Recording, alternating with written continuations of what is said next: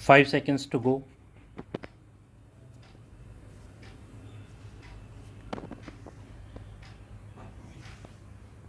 Start. This is an appeal by special leave filed by a defendant whose application under Civil Procedure Code to set aside an ex parte decree passed against him has been dismissed as barred by res judicata. To appreciate the points arising in the appeal, it would be necessary to narrate the proceedings in three litigations between the parties.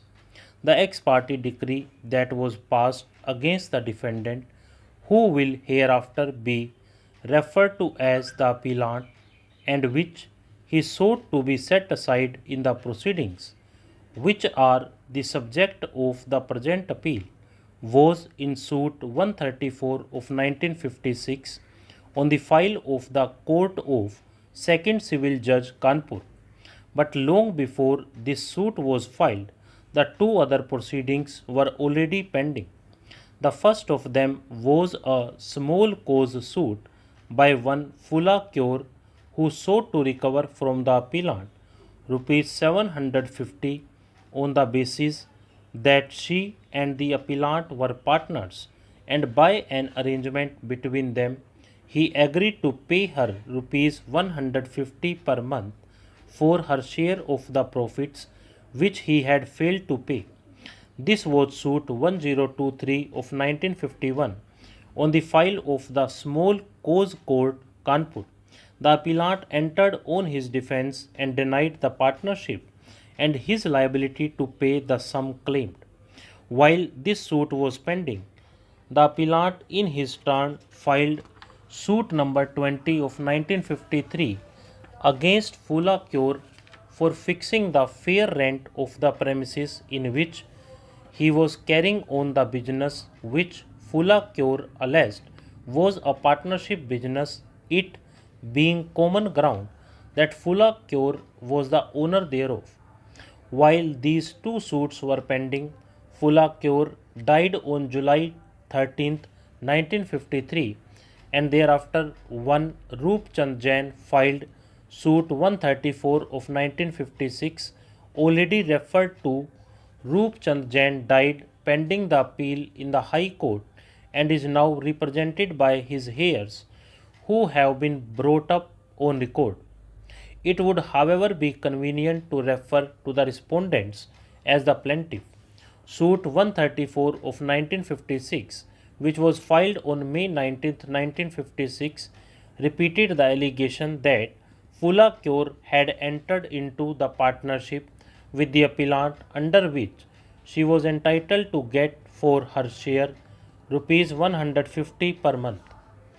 This share of profits, it was alleged, had been paid to her up to October 14, 1950, and that thereafter the appellant failed to pay the same.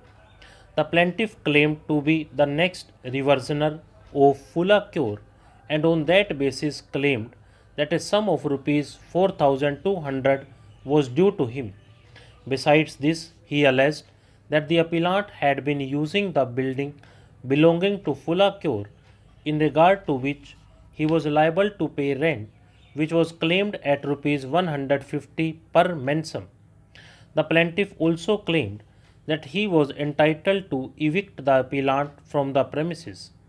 In the result, the reliefs claimed in the suit were a money decree for rupees 9390 on account of the items we have set out, and eviction from the premises where the business was being carried on.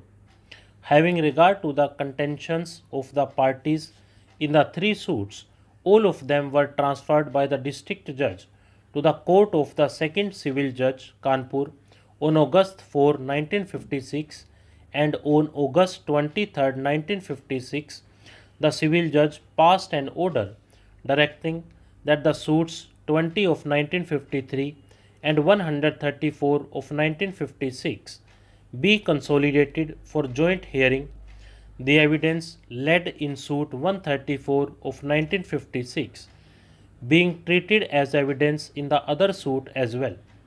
On October 10, 1956, The appellant filed his written statement to suit 134 of 1956, in which he put forward the case which he had already been asserting, with absence of any partnership relationship between himself and Fulla Cure, and that he was in possession as a tenant and could not be evicted because the requisite statutory conditions to enable the plaintiff to claim eviction were not satisfied.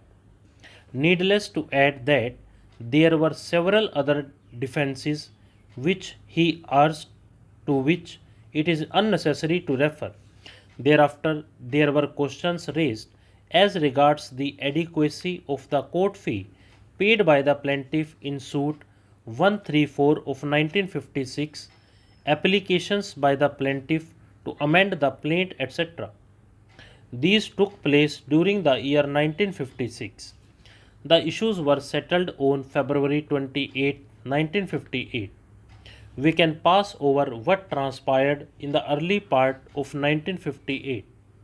Both the parties were attempting to effect a compromise, and for that purpose the hearing was adjourned, but the compromise was not finalized, and finally on May 24, 1958, a joint application was made by the plaintiff and the appellant that 2 months' time may be granted to them to arrive at a settlement, and that the trial, which was fixed for May 28, 1958, may be adjourned for that purpose.